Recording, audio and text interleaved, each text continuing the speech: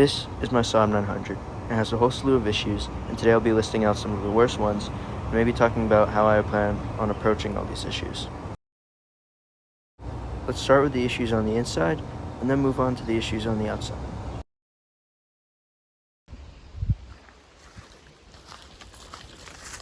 This car sat outside for 5 years, so there's no shortage of issues.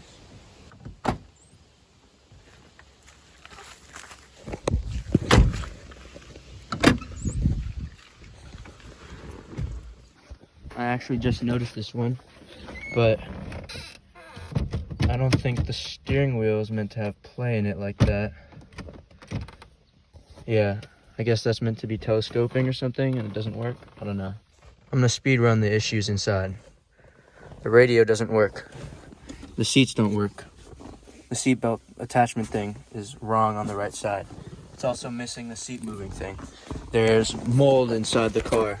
You can see on those relays. Right now the back seat is out because I was cleaning up the back. Water gets in through that rear window, which also is a pain.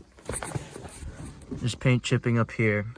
Here's another issue I forgot. This one's really common. That's not even everything I can think of on the inside. That's just off the top of my head, but there's a lot more.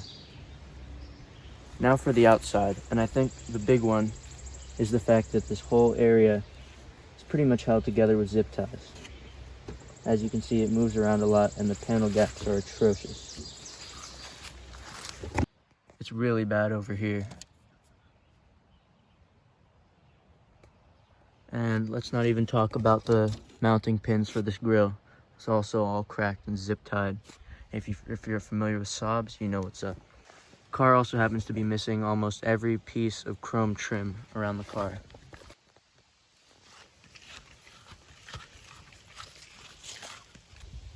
The top is very bad, and someone did some bad stapling here. The tires are a big issue too. As you can see, they're very dry rotted, and that's because the tires are from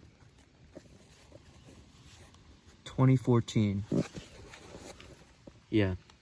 Let's not even talk about the rust under the car, although it's a lot better than I would expect for a car that sat outside and has 210,000 miles. Mechanically, the car is in pretty decent shape.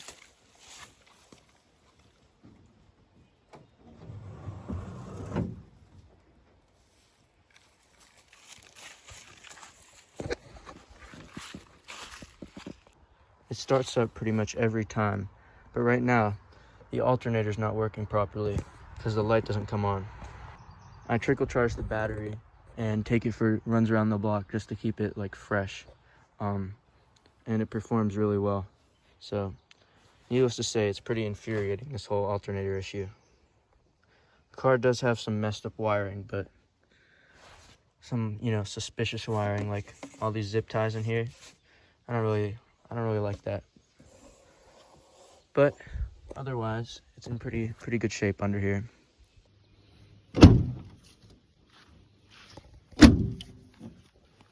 All in all, the car's in pretty good shape, and a lot of these issues with the car don't really bother me at all.